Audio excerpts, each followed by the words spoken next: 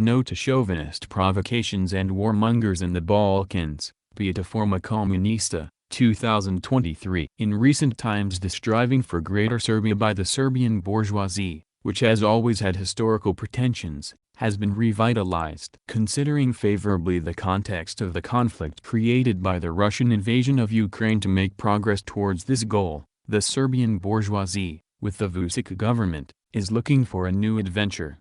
It is said that tensions have cooled since Vučić declared that the Serbs in northern Kosovo have begun to tear down some barricades that they had erected, but the situation has not changed overall, as the reasons for the conflict have deep roots.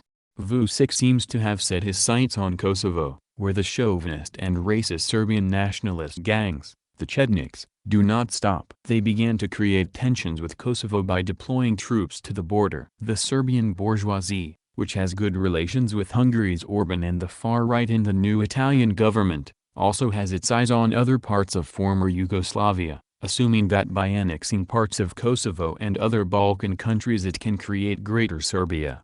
Vučić is trying to materialize step by step the dream of the Serbian bourgeoisie together with the reactionaries in Montenegro, Croatia, and Bosnia.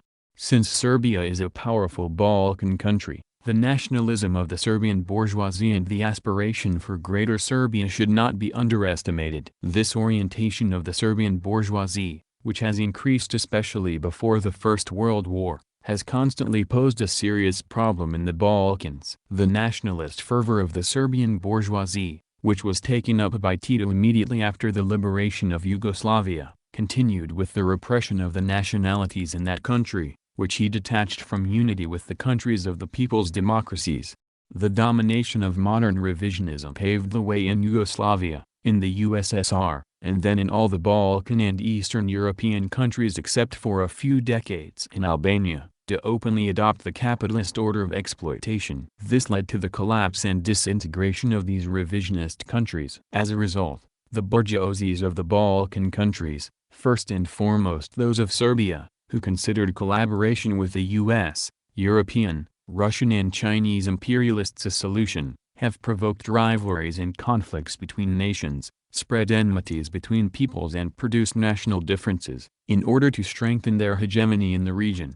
In the 1990s, under the conditions of national oppression by the Serbian bourgeoisie, which fueled nationalism and national differences, the bombing of Yugoslavia by NATO, which led the country to destruction, was bloody but not difficult. The Great Serb aggression led by Milosevic and the disintegration of Yugoslavia led to the deterioration and widening of nationalist rivalries and conflicts among the Balkan bourgeoisie. The Balkans must not once again become a terrain of conflict and war, a war that will inevitably affect all the workers and peoples of Europe. It is necessary to prevent the bourgeoisie of the Balkan countries, especially the Serbian bourgeoisie, in collaboration with the imperialists and with the support of the remnants of revisionism, from dragging the peoples into a new nationalist struggle.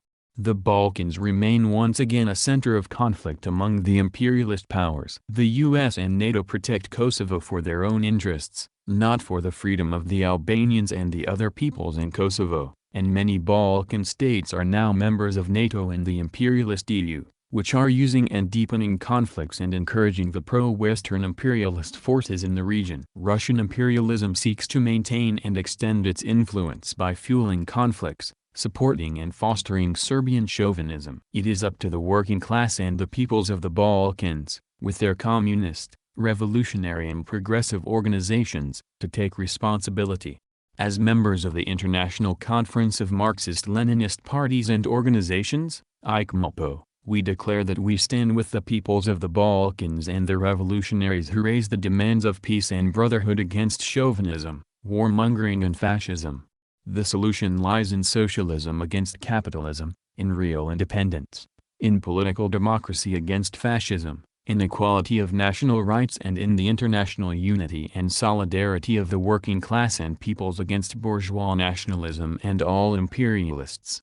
European members of the International Conference of Marxist-Leninist Parties and Organizations, ICMLPO, Organization for the Construction of the Communist Workers' Party of Germany, Arbeitszukunft, Communist Party of Albania, Workers' Communist Party, Denmark, Workers' Communist Party of France, Communist Platform of Italy, Communist Party of Spain, Marxist-Leninist, the Labour Party, EMEP, Turkey, the Marxist-Leninist Revolutionary Group, Norway, Movement for the Reorganization of the Communist Party of Greece 1918 to 1955, and is Intoxi.